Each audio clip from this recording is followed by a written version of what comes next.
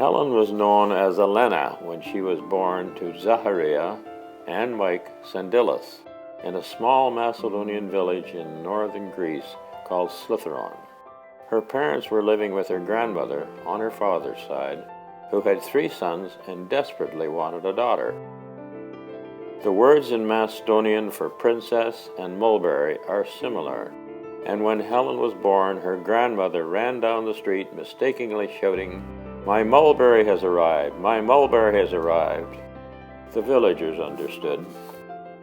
Helen's mother was not well, and she went to live with her brother in Bulgaria, where the medical facilities were better. This allowed Helen's grandmother to spoil her princess. But when her mother returned, things changed, and the villagers said, "Helen's mother gives that girl more spankings than bread."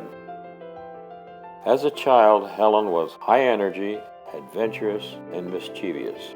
She admits to several adventures. Her grandmother Chickles saved some walnut for a special occasion.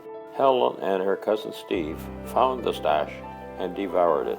On another occasion, the same duo raided Grandma Chickles' hen house and cooked up a feast of eggs. At Christmas, the boys in the village knock on doors with a wooden mallet and announce the good news that Christ is born. One Christmas, Helen broke the boys-only tradition and insisted on being part of the action. Not the last time she was where she did not belong. The top of the stone fence around her home provided her with a running track when they tried to vaccinate her, a prelude to Helen's active participation in sports. Her father sent for Helen and her mother in 1937. They traveled across Europe by train and across the Atlantic in a lower deck of the Queen Mary. It did not take long for the adventurous 11-year-old to find the elevator and discover that if you pointed up, the attendant took you up to where people in fine clothes gave you some delicious white cold stuff, which she later learned was called ice cream. If you pointed down, the attendant took you down, all the way to the boiler room.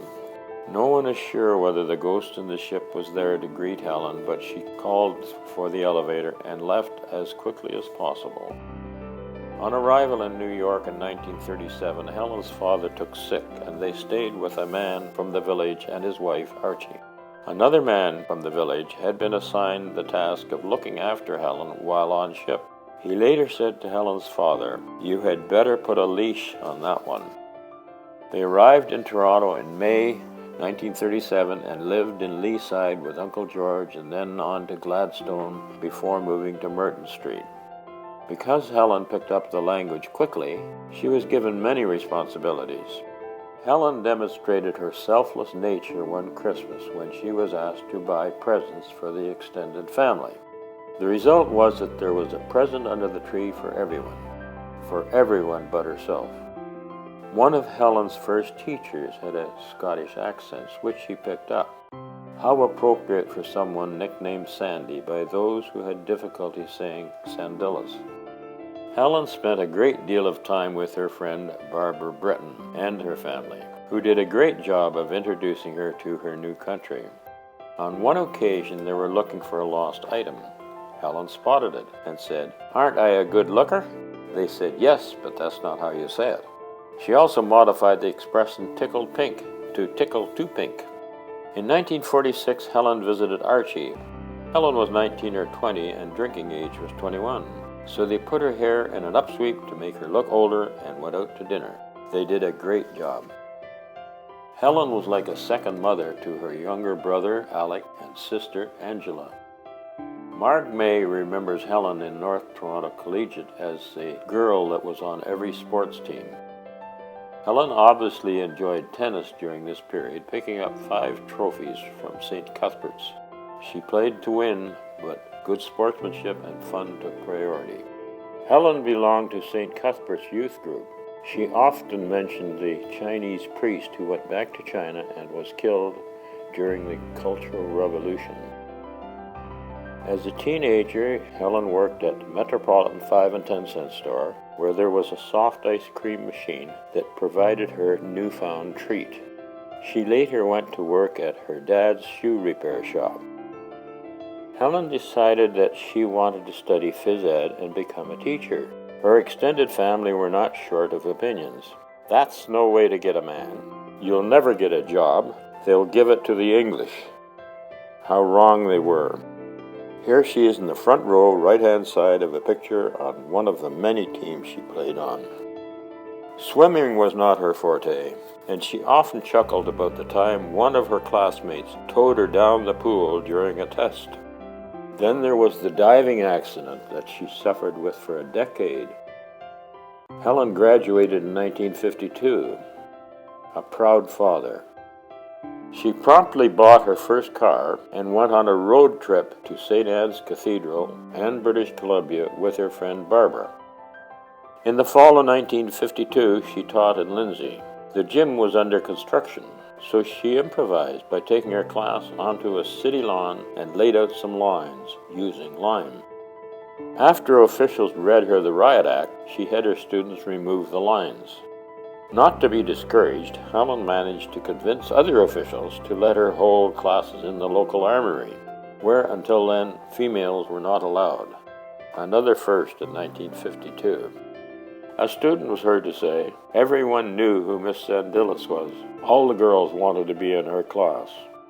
In the spring of 1954, at Teachers College, she had a blind date with a guy she would eventually marry. It almost didn't happen, because her neighbor's party line was off the hook and sent back a busy signal to her suitor. He hitched a ride and showed up at her house to make sure the date happened as planned. She received her engagement ring on May the 20th, 1955, and was married just over 2 months later on July the 31st, the hottest day of the year. A proud father. On her honeymoon, she went to Western Canada, where she was greeted by a large reception of her husband's family. She lived in an apartment in Brampton and in her first house at 44 Hesketh Court in 1958. From 1955 to 72, she went to several Air Force formals each year. The face of the store owner where she bought her formal dresses always lit up when Helen walked in. They would barter back and forth, but he would always end up giving her a good deal. The big event in 1961 was the arrival of her son Donald, and all the vicarious pleasures of watching him learn new things such as soccer and hockey and acting. The 60s was a tough decade from a health point of view. Helen underwent a cervical fusion in 1962, battled ovarian cancer in 1963, and again in 1964. At the time, the 5-year survival rate was 15%. Helen clearly beat the odds by over 50 years. By the end of the 60s, she was back to attending Caravan and was always the first to volunteer to try the various dances of other cultures. She also went back to attending the pipe band competitions that featured her favorite bagpipers. The big event of 1969 was the arrival of the huggable daughter, Rhea. I couldn't resist putting this one in. Helen took great pleasure in watching her learn such things as gymnastics, acting, and diving. Helen was comfortable with everyone, from those who hobnobbed with vice-regal types like the Governor General to the less fortunate individuals. Helen always made the staff of a restaurant feel good about themselves. Even at Wendy's, Helen won't leave without saying something nice to the staff, including the kitchen staff. Helen was always caring for friends or acquaintances that were sick or grieving. She would make them a soup, casserole, dessert, even when she was not in good health herself. May the 15th, 1991 was a special day in Helen's life, although she didn't know about it until later. That was the day that the lovely Michelle and Don committed themselves to each other. The highlight for 1994 was daughter Rhea's graduation, and in 1995, her wedding. What a beautiful bride. On May the 18th, 1996, Helen was in Stratford for a play and was more than delighted to skip the play to come back to greet her first granddaughter. This picture is of Zoe's baptism in 1997. December 21st, 1996 was another great day for Helen. Granddaughter Samantha was born. And again on March 19, 2005, granddaughter Natalie was born. Helen remembers names of people she meets, their children and their grandchildren. She will ask about the children by name the next time she encounters them. Medical conditions started to multiply in the 2000s, with Alzheimer's disease beginning to show in 2010.